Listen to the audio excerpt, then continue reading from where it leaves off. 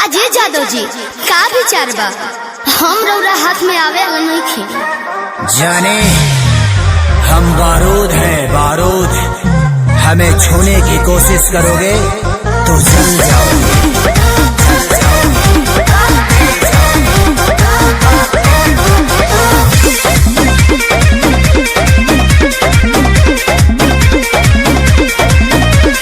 गुंडा कर दे बाबू तोहर चले नहीं, अच्छा मिली ना ऊंची झवा जौन तोहरा चाहे देवे के अरे सीधे सीधे मनबू की, सीधे सीधे मनबू की गोली चलबू हो। नाच के मलकिनी जी कहाँ नाच के जईबू हो। कहियो ना कहियो जादो जी के छाछ मयईबू हो। नाच के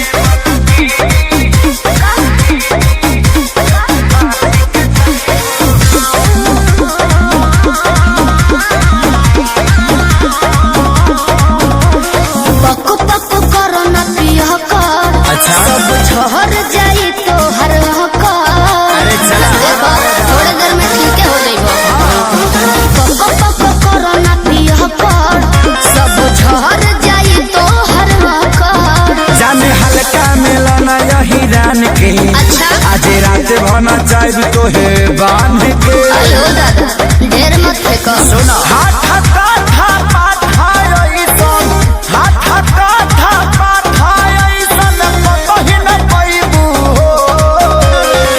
नाच के मलकिनी यस कहाँ नाच के जईबू हो।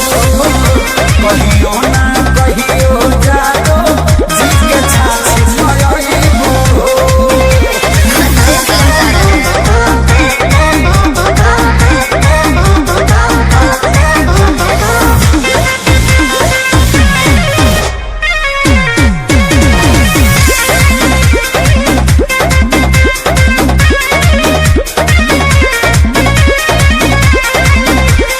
ढेर वाले वाले तोहरा लेखा, तुझसे पार नहीं होई सीमा रेखा। अरे वो छुरी हुई है अब जाओ तो कबो अरे ढेर वाले वाले तोहरा लेखा, तुझसे पार नहीं होई सीमा रेखा।